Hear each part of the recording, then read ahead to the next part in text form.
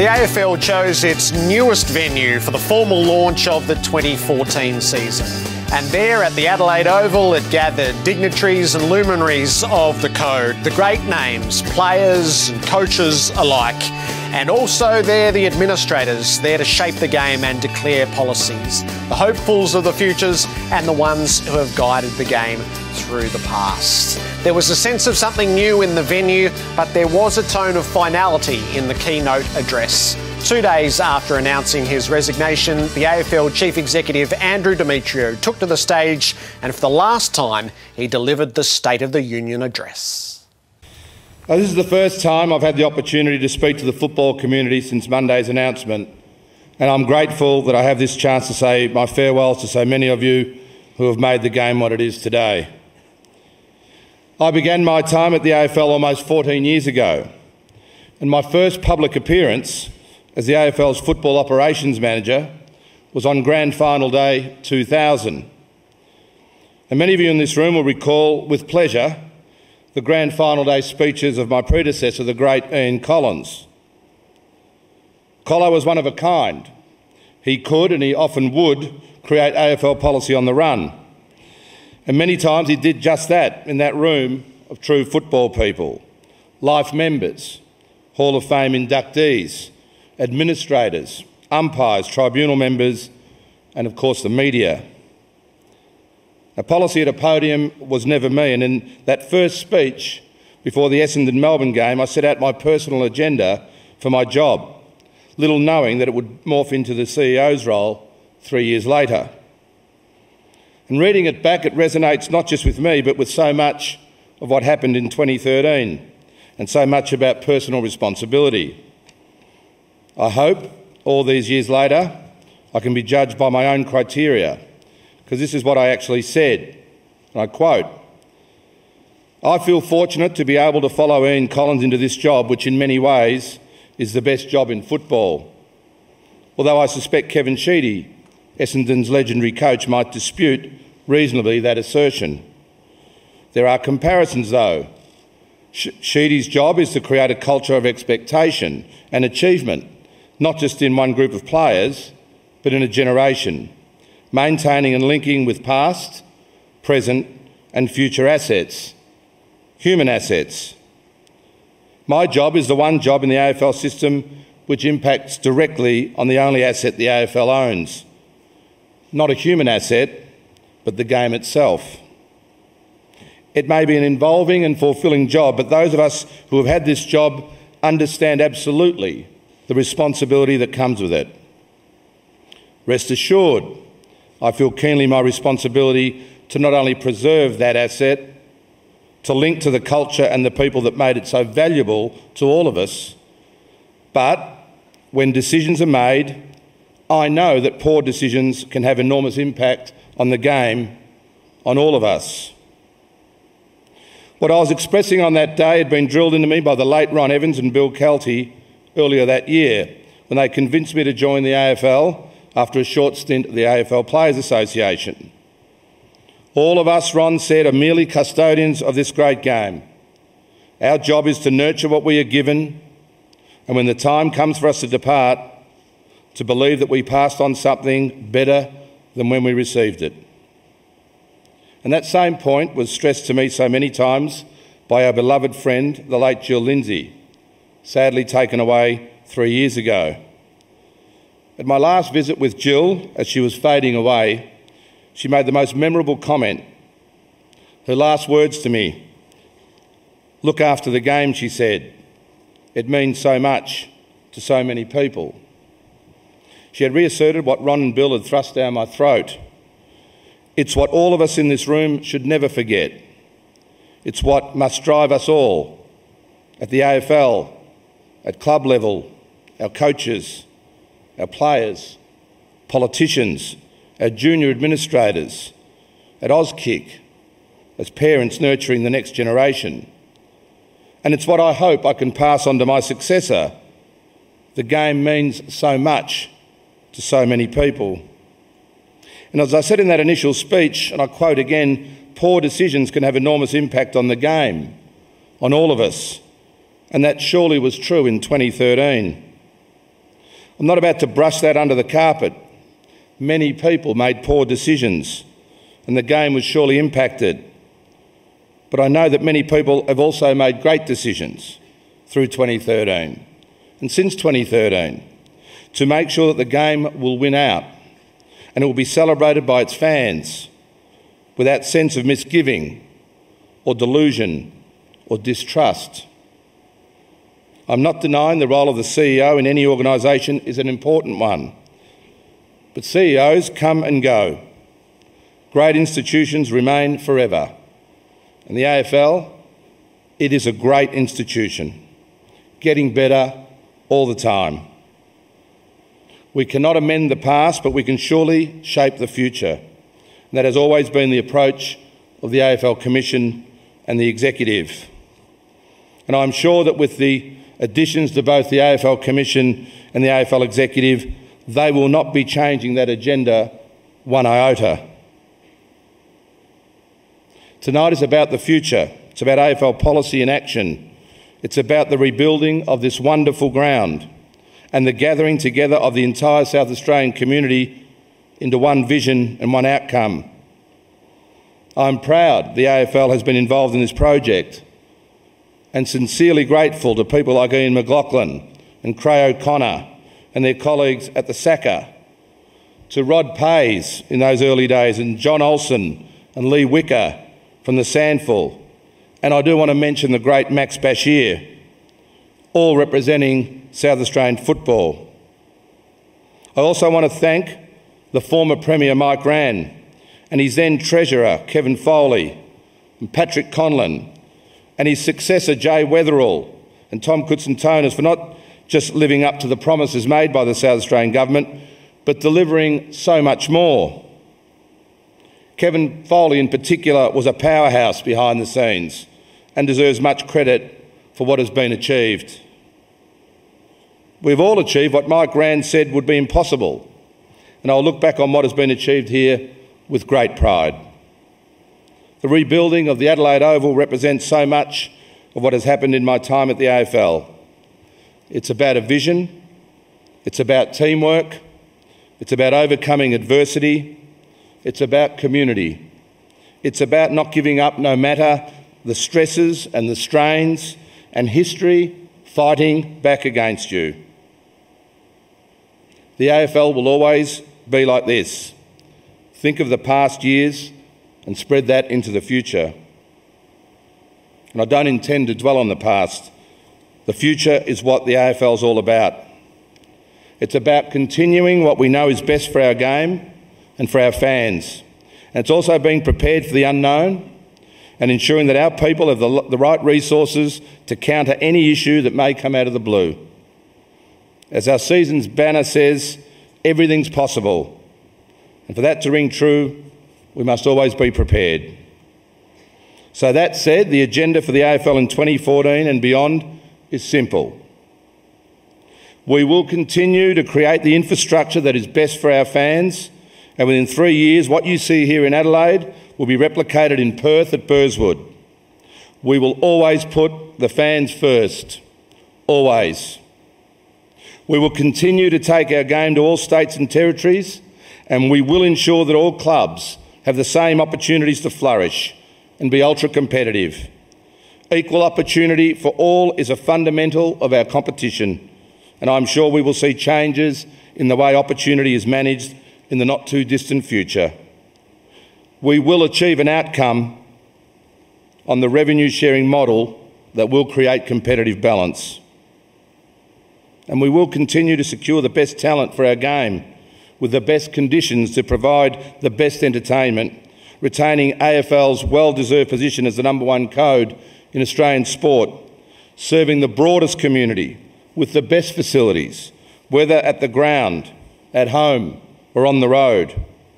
And as I said at the media conference on Monday, this, the AFL, is the sport of Australia. We will continue to be at the forefront of technological change, not just in the way we create media and work with our media partners, but also making sure we provide our fans with the best information, live, digital, or whatever the next generation provides. or whatever the next generation wants. We will continue to be the best partners for our corporate and government relations, looking always for the best outcomes for the Australian community. And we will remain at the forefront of the challenge that dogs all sports, managing the integrity of the game and all who work in it. We will not be beaten by the scourge of drugs or gambling or sinister processes. And we will find new pathways for administrators and coaches to find their way into the AFL system to ensure the strength of the game remains paramount, and our role in developing young sports people to be great players and, more importantly, great citizens.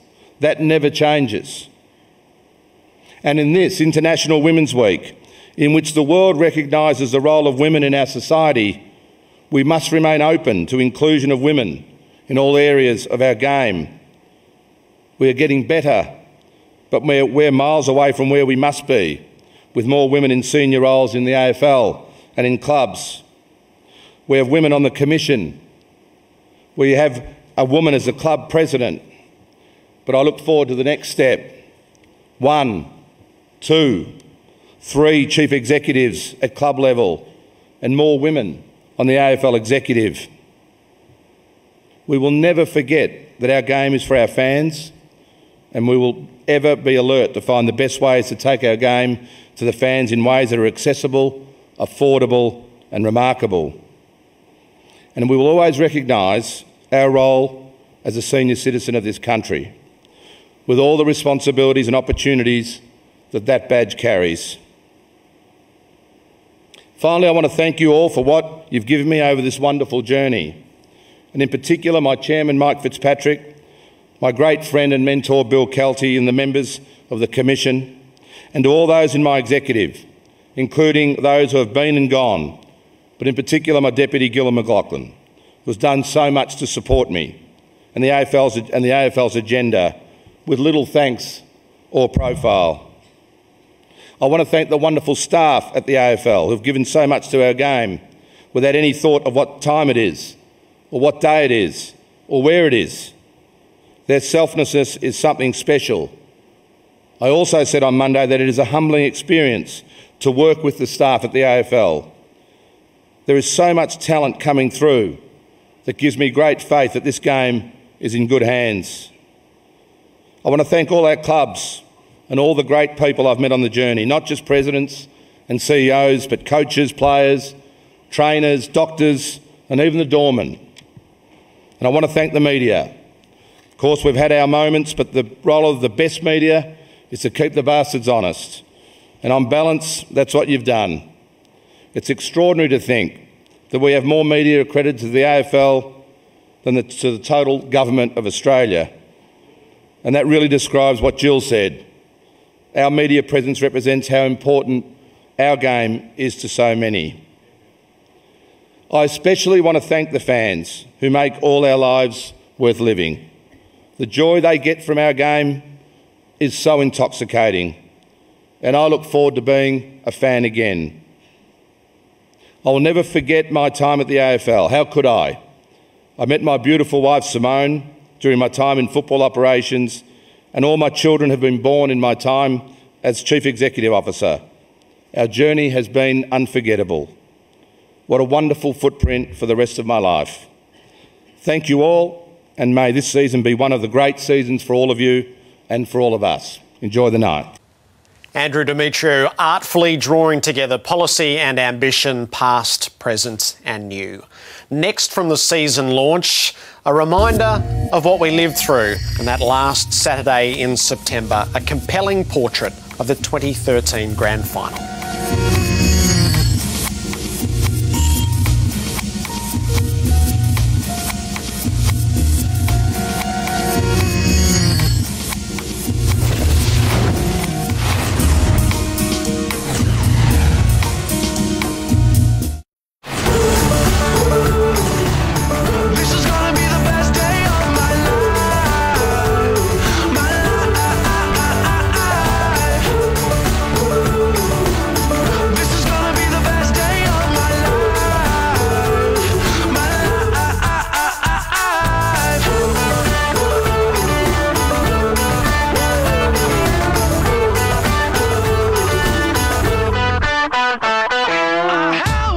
The iconic images of where we left off in 2013. And one of the features of the season launch in recent years has become an intimate and compelling look back at the preceding grand final.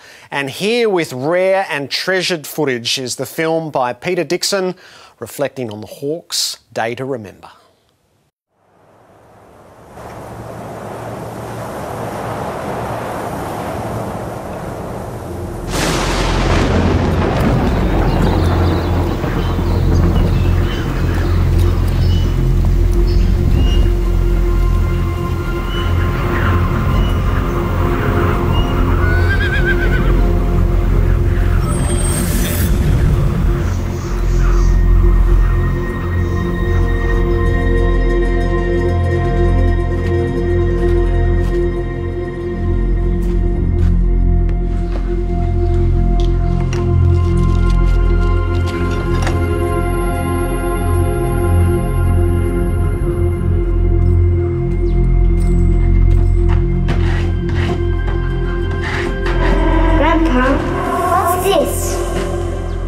Remember, Dale, when you're with me, I like you to speak the old-fashioned way. Grandpa, nobody speaks that way anymore. All right, can you tell me what this is? Oh, that was given to me as a boy, much the same age as you. That's part of our family history. It's a symbol. It reminds us never to give up. In life, you will get knocked down or fail sometimes. But this rusty old medal symbolises fighting through that, being strong of heart and mind to overcome. Can you tell me its story? Put your hand on mine. Close your eyes. The year was 2013. A season's work is on the line. Hawthorn beaten this time last year, and their opponents are coming hard. We've got ourselves into that position now where we've got a chance. We've taken a lot of lessons, suffering, which we've had to endure last year. Suffering really is the pathway to success. That's what we've had to go through. That's the ultimate challenge today. There is no magic, there's only action, and unrelenting action.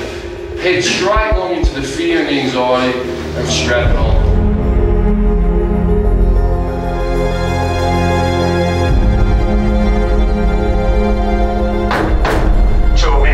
To a man, we have to sacrifice one another and we have to go with everything we've got. And the grand final for 2013 is underway. Gunston, 25 out, set shot, got it. Bang! Hawks draw first blood in the grand final. 5, got it again. His first kick was awful. He'd only missed one set shot this year before today. And he's got more than the yips. Valentine, now he can get going through the middle. He fell over. That's pretty embarrassing on grand final day. There's no bigger stage. 100,007 people in the stadium today. Oh, he's gone over the mark, the man there. He's gone over the mark. That's 50. Franklin comes in now, kicks Hawthorn's second goal. Oh, look at Luke Hobbs go. That is inspirational stuff from the skipper. Hawthorn making a statement now. They're away. Lead goes out to 24 points in the grand final. Pulled by hell, nervousness everywhere. And doesn't he know it, Cyril? He knows how big these kicks are. They desperately need this. Valentine, way right, way right. You should have made your mental decision now when you get stuck to start fighting. They get up, we go harder. We get up, we go harder. So don't think you're going to roll out for 100 minutes of gut-busting, muscle-burning pain and it's going to happen. You're going to have to make it happen. That's the price today. Kicks, that's better. That's a goal. Fremantle have got their first Bazungu. We're at the footy and suddenly a grand final broke out. Gunston, the man of the moment, he's got it. He gives the double fist a ferocious wind at the moment. Havlicks for Fremantle misses. They've put about 3 or 4 out on the full and kicked 1 goal 5. She just must be tearing up Ross Lyon inside. And at half-time, it is a Hawthorn lead. You have to squeeze the support. So if you're tired, get off ground. It is crucial to the way that we play, and it is fundamental to us to be able to defend well. We have to screw our courage up the outside because we control this quarter, win this quarter again. It makes it so much more easier. That is going to get a free kick about 30 metres out. Green start as far as the Dockers are concerned. Left foot ball is good. Well done, Rockhand. Big time man. The old chaos ball. Suddenly Clark is in. Storms towards goal. Hit the voice from Pavlich. Pavlich pulls rank and kicks a goal and pulls Fremantle back. Walters. Oh. This is the biggest moment in his footballing life for Michael Walters, directly in front. He has steered it back. We've got a 10-point ball game. And for the first time, it's really game on now. Chris May, he sides them up. He'll take his best effort from outside 50. Makes pretty good connection. Oh, no! That's unbelievable. It's gone 70. What? He's kicked the cover off it, mate. Dockers have got 3 in a row. Rough end directly in front. Shouldn't miss. And then Hawks get the reply they desperately needed. Walters has got a one. Oh, what a grab! Fremantle are back within 3. This game is up for grabs. This is the moment for the Hawthorn Footy Club now. Right now.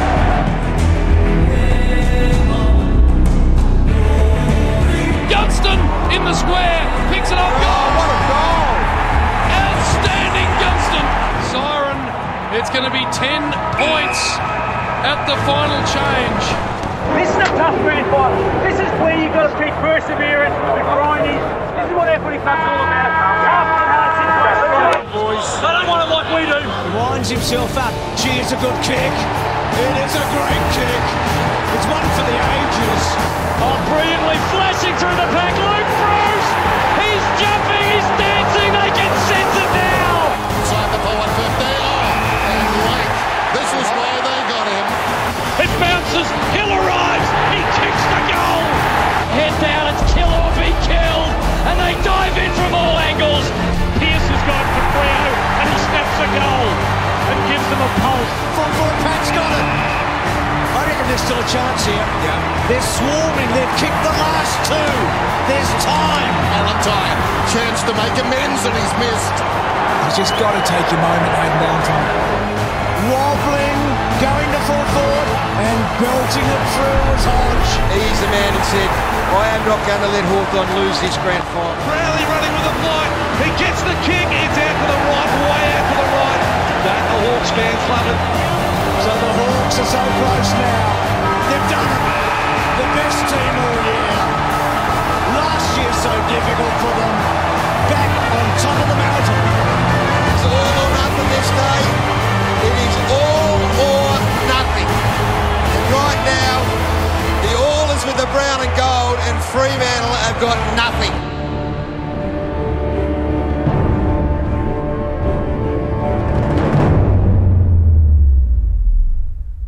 So after having lost the year before, they made amends. I'll be up there. I've just got to get a medal. To my boys, couldn't be prouder. The resilience, the courage, how much you stood up from last year. There was so much character. Well done, boys. Fantastic effort.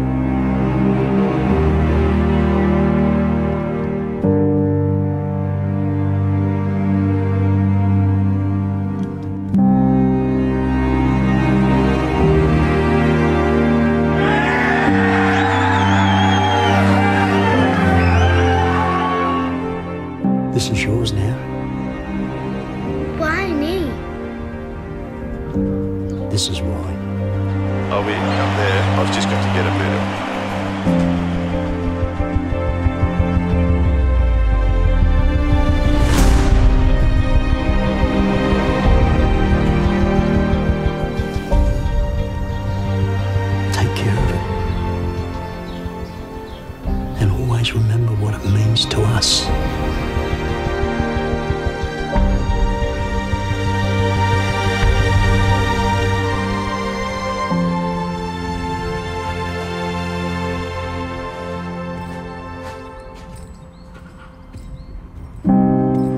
Grandpa, Yes, darling? did the other team ever make amends? I'll let you check the history books for that one. What are books?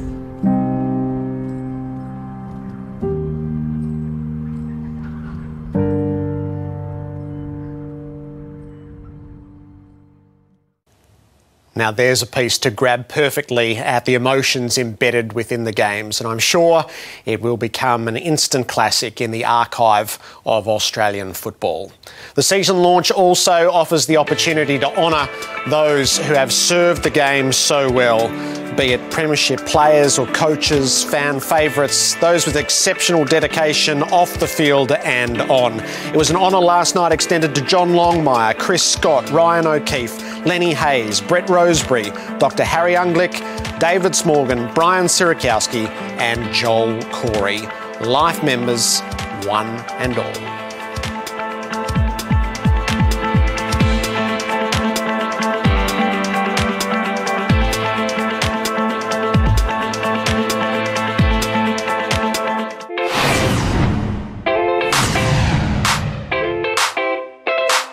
If the boys get on a roll 4 or 5, I might say for the rest of the quarter. Well, Ruffy, first time as captain, did you win the toss? Yeah, I did, mate. Yeah, I was going to say we were elect to bowl, but forgot we're playing footy this time, yeah. Why'd you choose this one? Oh, just because we were warming up that end.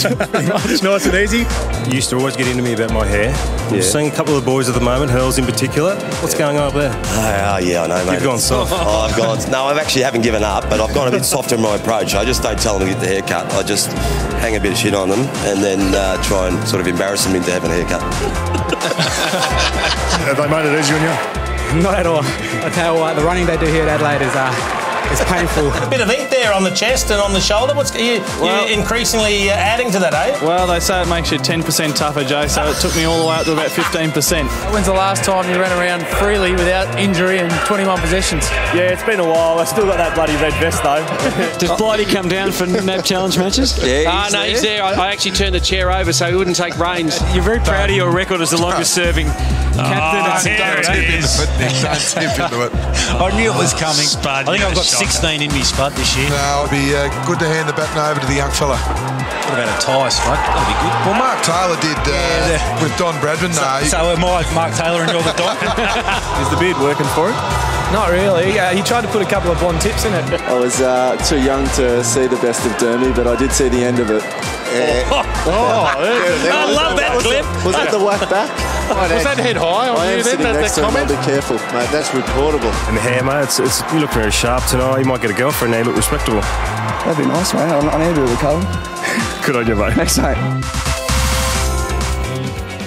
There are key ceremonial duties to be carried out at the season launch, the most delightful of which is the handing over of the premiership flag. In this case, obviously, to Hawthorn, and that will soon be unveiled before the Hawks faithful as they get their 2014 campaign underway.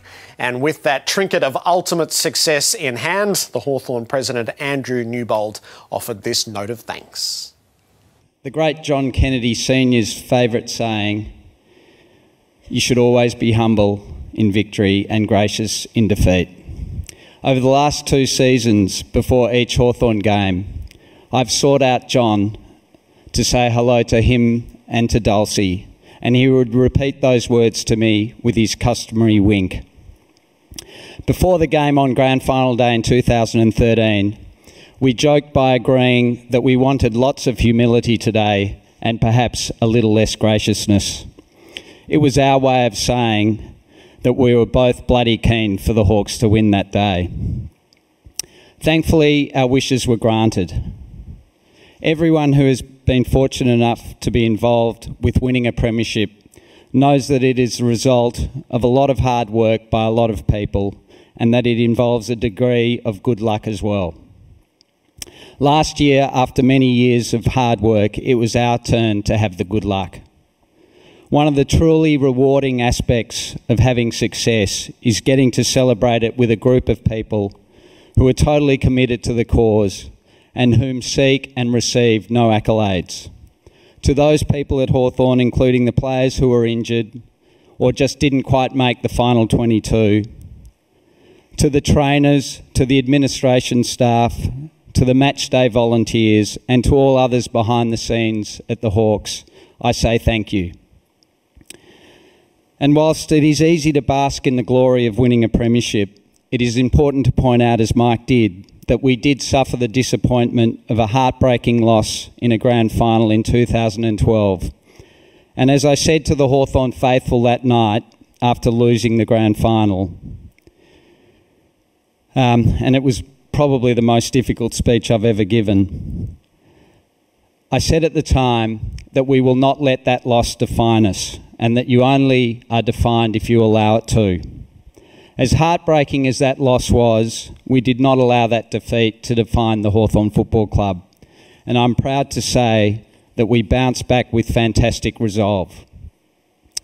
In my mind, to endure the hard times is to enjoy the better ones. On that note, whilst I would never presume to know what another person is feeling, I reckon I could take a pretty good guess at how Fremantle President Steve Harris might be travelling right now. As we at Hawthorn said last year, there's a fine line between pleasure and pain. And exactly 12 months ago, Steve, we were feeling the pain. Nonetheless, I do want to congratulate you and the Fremantle Football Club on an outstanding season last year. You were fantastic in the grand final, and I'm pretty sure the whole competition is wary about your abilities and are watchful this year. Perhaps it'll be you giving this speech in 12 months' time. 2013 was a tough year for our competition. A lot of the discussion were on matters not concerned with the game itself, but extraneous matters. And without seeking to be overly philosophical, I do hope that this year is more about the athletes and their performance, and that we can once more speak mainly about the purity of our great code, which after all is the best game in the world. For me personally, some of the most vivid memories of the last Saturday in September 2013 were the Auskick kids playing in the streamers on the ground after handing the caps to the Hawthorn players. That, ladies and gentlemen, was a truly sweet moment, and I suspect witnessing that sort of unbridled joy is a huge reason we all do what we do in this game. And speaking of sweet moments, and I'm actually not normally given to public displays of emotion, but the other lasting memory I have of Grand Final Day is of giving Clarko and Foxy a giant man hug on the MCG.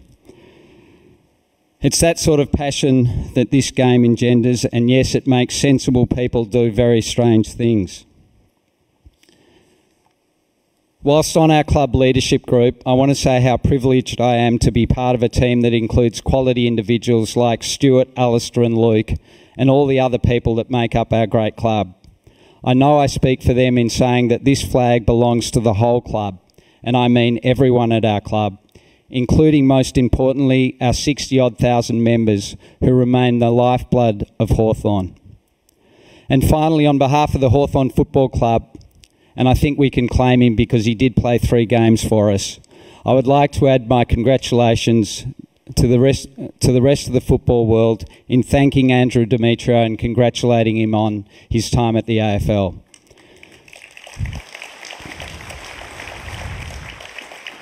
Ladies and gentlemen, thank you for the opportunity of speaking tonight, and good luck in 2014. Thank you. So from the president to the captain, one of the most admired players in the game, to reflect on what was achieved and to cast an eye forward to what comes next. Luke Hodge.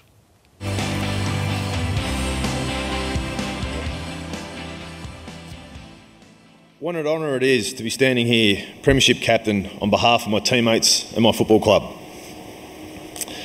It's a funny thing, Grand Final Day. People always ask, what goes through your head just before the game? Were you nervous? What was the feeling like when the final siren sounded? And how did it feel afterwards, on the ground, with your teammates? So I thought I'd try and explain the best I can some of the feelings that we as players go through. After the siren, I guess you could tell by my reaction, it was relief. All the hard work as a group, what we'd went through, it had finally paid off. But it soon went from relief to excitement. And you could see the excitement on their faces. Not only the boys that played, but the coaches, the staff members, and our other teammates who unfortunately didn't play on the day, but have been with us since day one of pre-season. But then there was your family. To be able to celebrate what we achieved with our loved ones, to be able to bring your kids out into the ground is something special. Not only for you, but for your kids as well. My son Cooper is still talking about the day that he was on the MCG when Daddy got his medal. Then the fans. The fans are what our game revolves around. Without them, as players, we could not do what we love doing. So to be able to run a lap of honour and celebrate with them, it does stick in your mind for the rest of your life. But then I guess there's always time when it's just the players and coaches to themselves. I wasn't supposed to put that one on, but it's one of the best photos I've seen after a grand final, so we'll flick it to the one that I was told to use. But I think both those photos, that's what footy clubs are about. You sit there and you go through everything throughout pre-season, throughout the season, just to get those final minutes, whether you're having a beer with a teammate or singing the song afterwards. That's the whole passion about football. Better go back to my notes. But the best thing about our game is it tests people. It tests people to see who has character or who will give up.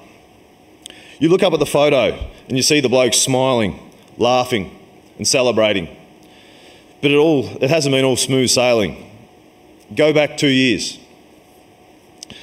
The loss to Collingwood in the 2011 prelim by 3 points after leading for most of the night. Or the 2012 grand final loss to Sydney after finishing minor premiers. That's why I'm so proud of my guys. We've been hit with plenty of challenges, but we've responded. After going through the photos and the feelings from grand final day, it motivates you to do it all again. But from now on, 2013 has gone. We are 9 days away from a new, exciting AFL season, and there are so many questions on our minds. Like, who will be the young side to stand up, like the Port Adelaide of 2013? Or can Gaz lead the Suns to the finals for the first time? Or can Sydney, with their all-star forward line, replicate what they did in 2012? Only time will tell. But one thing I can tell you is there's going to be plenty of ups and downs this year, but the team that handles them the best and sticks together will come out victors. So to all the players, to all the coaches, to all the staff at the clubs and the AFL, and to all the supporters, good luck to you and your team for the season ahead, because in 2014, everything's possible. Thank you. With that done, thoughts turn to the new season. And up next, the Adelaide Crows coach Brenton Sanderson. It might be the showdown to end all showdowns to christen the Adelaide Oval. We spoke to him from the season launch next.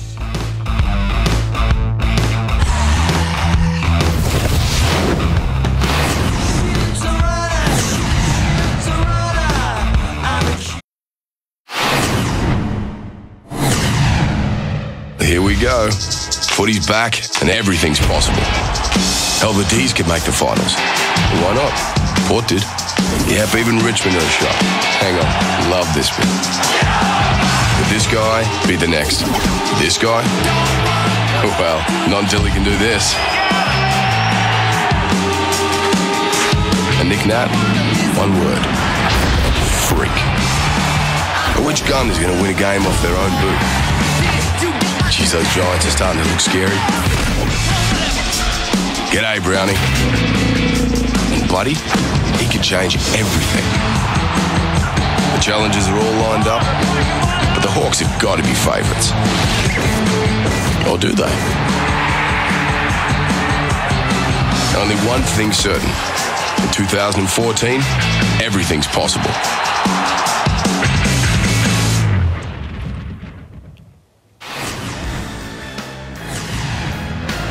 That slogan, everything's possible, will be put to the test by the class of 2014. The captains and their representatives presented on stage at the AFL season launch.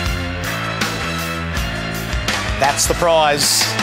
That's the prize. March 29 is the day set down for the christening of the Adelaide Oval. It is a showdown elevated, to be sure, and all of the participants are already feeling it. From the season launch on AFL 360, we spoke with the Adelaide Crows coach, Brenton Sanderson. Let's head back to the Adelaide Oval, and Robbo is with the Crows coach, Brenton Sanderson. Robbo. Thank you, Jared. Welcome, Sando. Pretty proud football club, the Adelaide Crows, in their brief, I suppose, time in the AFL. Not a really great year last year. Has there been an area of the game over summer that you've particularly honed in on the players, with the players? Oh, definitely. I mean, missing out on September was a real reality check for the footy club, and there's a lot of things we've worked on. I guess the one that's got the most publicity is we're sort of changing the way we move the ball out of defence and trying to generate a bit more sort of run and carry where we can. But I think that's the way the whole trend of the AFL's heading. You know, we're seeing a lot more attack through the NAB Cup, and I think sides are trying to find a way to break down the modern defence, which is what we saw with Fremantle and some of those top four sides last year. To coincide with that, there's a perception, I don't know if it's reality or not, and I hope you can clear this up. When you finished 2012, really successful year, didn't win the premiership, came back not quite right, and the club and the team couldn't really catch up. This year, I've been told that you stripped weight off all the players. They're a harder unit, probably mentally and physically. Is that a fair assessment? Yeah, I think so. I mean, I guess the only silver lining in not playing in September is that we get a bit of a head start on next year's pre-season, and that was certainly us. We had the opportunity to get the boys a lot lighter, a lot leaner. I guess the 120 interchange cap has a bit of an influence on that as well. But yeah, we've worked our boys pretty hard over the summer, and it feels like we've hit the ground running. Just very quickly, last one. I get the impression that the entire competition is stripping weight off the players. I know I've spoken to several coaches who've basically said to me that all their players have lost weight from last year. You guys have done the same thing. What's the thinking? I think because I mean, number one is we can only make 120 rotations in a game now. We were up around 160 last year, but I just think, I guess, across the competition, you've seen sides probably drop a couple of kilos off their players just to keep them more aerobic, and we're going to see guys play different positions now, whether it's midfield and forward or midfield and back, or even our ruckman, you know, will spend more time forward. So we probably need our guys to be able to run a bit better for 4 quarters, and you probably felt we didn't do that last year. Brenton, this time last year I rated Taylor Walker one of the top 10 players in the competition. He had that horrific knee injury. How far away is he, and are you confident that you can get a meaningful contribution out of him this year? Oh, definitely. I think he's set for a really big year, and I mean, we're not certain when we're going to get him back. We're hoping for an early season return, but I'm not exactly sure what round that'll be, and it is a big topic over here at the moment of discussion is when's Big Tech's back, but he'll be back when he's fit and he gets the tick of approval from his surgeon, and I guess when Tex is comfortable in taking the field again. But we should just reassure our fans that he's absolutely flying, and we're hopeful that we're going to see him back early this season. Another player that's obviously critical to your hopes this year is Sam Jacobs, a 2012 All-Australia nominee, a poor year last year. What went wrong, and how have you got him back on track? I don't think he had a poor year. I just think his 2012 was just so brilliant. He didn't quite meet those expectations that I guess externally and also too from Sam. You know, he puts high standards on himself, and he had a good year last year, but he didn't have a great year. But he is vital for us and our success. So you're right. He's got to certainly be one of those players that we need a bit of a lift from this year. You and your coaching colleagues have shaved your heads in deference to Dean Bailey. Can you update us as to how Bales' health is? Yeah, we certainly all shaved our heads, you know, while Dean started his chemotherapy and radiation treatment, and you know, unfortunately, he's fighting a really aggressive cancer at the moment, and he's hospitalised. He's got plenty of fight left in him, and we're certainly supporting him all the way. The first showdown that's going to be played where you are at the Adelaide Oval, it's going to be a national event as well as such a significant state event. It's already been laced with controversy over the jumpers and what ended up happening there. What do you think in South Australia in particular that game is going to mean? Is it more than just your regular showdown?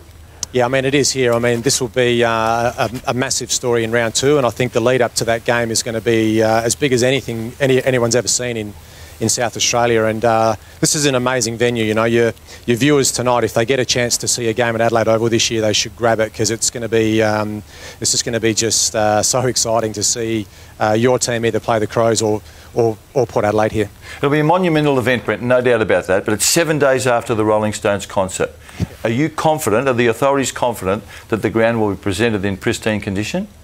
Well, I hope so. I mean, we had a Bon Jovi concert at Amy Stadium, which is where we train, and we've only just got back onto the stadium after about 3 months. So we're certainly going to be working really, really hard here to get the ground in its pristine nick for round one after only a 7-day concert. Given what happened with Port Adelaide last year, and I guess how they became the darling of the competition in a way, does that prick Adelaide, which has always run the town?